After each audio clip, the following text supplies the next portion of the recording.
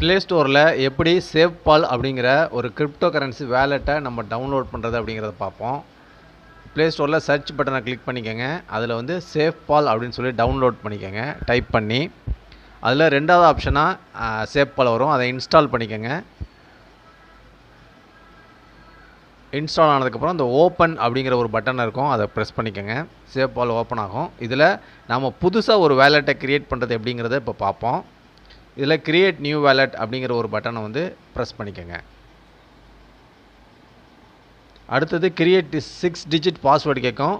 Numbers உங்களுக்கு பிடிச்ச numbers எது வேணாலும் சூஸ் பண்ணிக்கோங்க. ஓகே, அதே மாதிரி அதே நம்பரை திரும்பவும் கன்ஃபார்ம் பண்ணணும். அடுத்தது எனேபிள் ஃபிங்கர் பிரிண்ட் கேட்கும். ஃபிங்கர் பிரிண்ட்டை எனேபிள் பண்ணிக்கோங்க. கிரியேட்டிங் ஒரு வேலெட் பேக்கப் நவ் அப்படின்னு கொடுக்கணும்.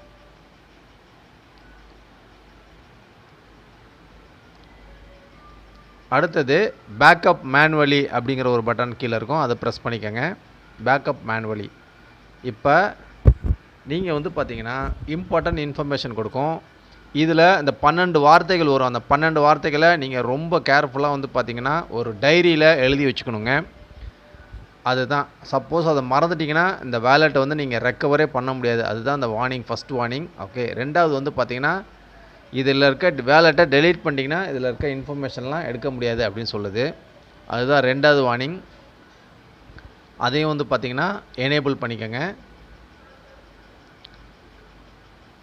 அடுத்தது please backup the mnemonic phrase in the secured environment.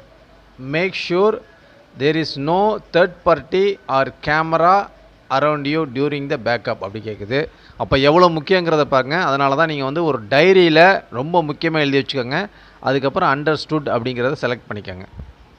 அதுக்கப்புறம் நீங்கள் ஏற்கனவே செலக்ட் பண்ணால் அந்த செக்யூரிட்டி பாஸ்வேர்டை திரும்பவும் கொடுங்க. உதாரணத்துக்கு நாங்கள் 1 2 3 4 5 6 அப்படின்னு சொல்லி எக்ஸாம்பிளுக்கு கொடுக்குறேன். அடுத்தது பார்த்தீங்கன்னா உங்களுக்கு அந்த 12 வார்த்தைகள் நான் சொன்ன மாதிரி அந்த 12 வார்த்தைகள் வந்து பார்த்தீங்கன்னா இப்போ நம்ம டைரியில் எழுத வேண்டிய நேரம்.